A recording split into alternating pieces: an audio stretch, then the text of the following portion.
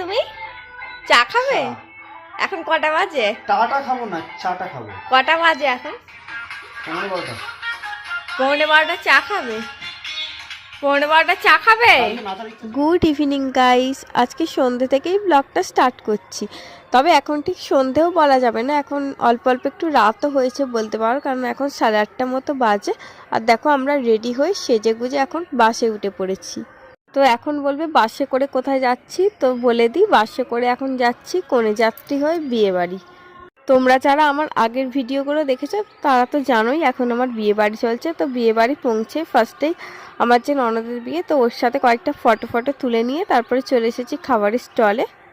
তো এখানে খাবারের বেশ অনেক রকমেরই স্টল ছিল। তো ফার্স্টেই আমরা যেটা নিয়ে নিয়েছিলাম সেটা হচ্ছে কি চিকেন পকোড়া। তো পকোড়া খেয়ে দিয়ে আমি যেটা নিয়ে নিয়েছিলাম সেটা হচ্ছে কফি, আমার সব থেকে পছন্দের। আর এখানে কফিটা আরও বেশি ভালো লেগেছে কারণ এটা মাটির ভাঁড়ে দিয়েছিল, আর খেতেও হয়েছিল সত্যি অসাধারণ।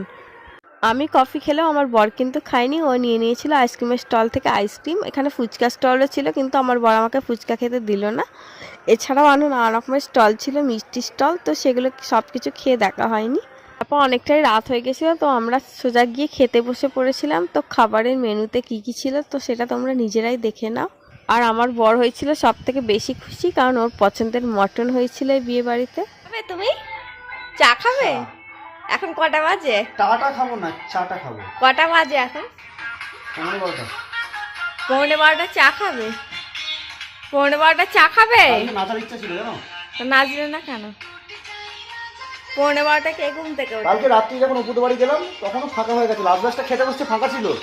অপুর পিসিটা বলছিল এসো বাবু খেতে বসো, আমি ইচ্ছা করে বসলাম না। তো দেখো মা মাছ কিনে পাঠিয়ে দিয়েছে, তো এই মাত্র একটা লোক দিয়ে গেল। আর মাছ দেখে এখন পিতুল কেমন করছে, তো চলো তোমাদেরকে দেখায়। সমানেও চেঁচিয়েই যাচ্ছে, ওই দেখো বসে যাচ্ছে, ওই দেখো ওই দেখো।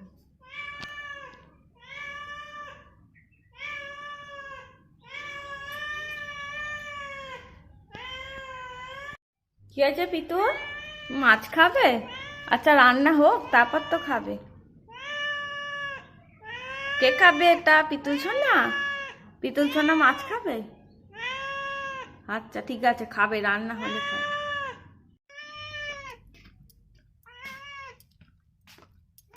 মাছটা মা বাড়ি এসে রান্না করবে। তো দেখো আমি মাছটা নিয়ে এখন রান্নাঘরে রাখতে যাচ্ছি, আর পিতুলও আমার সাথে সাথে যাচ্ছে। ও এখন ভাবছে কতক্ষণে মাছটাও খাবে আর ওকে দেওয়া হবে। দেখো চান টান করে চলে এসেছি ছাদে, আর আজকে চান করতে অনেকটাই লেট হয়ে গেছিলো। তবে রোদটা কিন্তু ভালোই আছে, তার সাথে খুব সুন্দর হাওয়াও দিচ্ছে, একদম গরমকাল গরমকাল মনে হচ্ছে এবার। তো চলো একটু চুলটা শুকিয়ে নেবো, তারপর নিচে যাবো, গিয়ে ভাত খাবো। সন্ধেবেলা ঘুম থেকে উঠে ফার্স্টেই দেখো আটাটা মেখে নিলাম, আর এবারে রাসায়নিক যে আটাটা দিয়েছে সেটা দেখতেই পাচ্ছ কতটা সাদা, অন্যবার কিন্তু এতটা ভালো আটা দেয় না। তো ভালোই হয়েছে। তো এরপর আমি বানাবো হচ্ছে কি কফি। আর কফি খেতে তো আমার ভীষণই ভালো লাগে, ঘরে যখনই লিকুইড দুধ থাকে তো তখনই আমি কফি মিশিয়ে বানিয়ে খেয়ে নিই।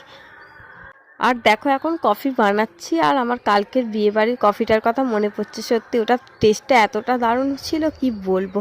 আমার বর আমাকে বেশি খেতেও দিল না, তো কি আর করা যাবে, এখন ঘরে বানিয়েই কফি খাই। তো দেখো কফি আমার একদম রেডি হয়ে গেছে, তো এবার এটাকে খেয়ে নেব। এখন খুবই গরম, তো একটু ঠান্ডা হয়ে খাবো, কারণ আমি খুব গরম খেতে পারি না। দুপুরে যে মাছটা রান্না হয়েছিল তো ওটা দিয়েই আজকের ডিনারটা করে নেব। তো চলো আজকের ব্লগটা এখানেই শেষ করছি। সবাই ভালো থেকো, টাটা, গুড নাইট।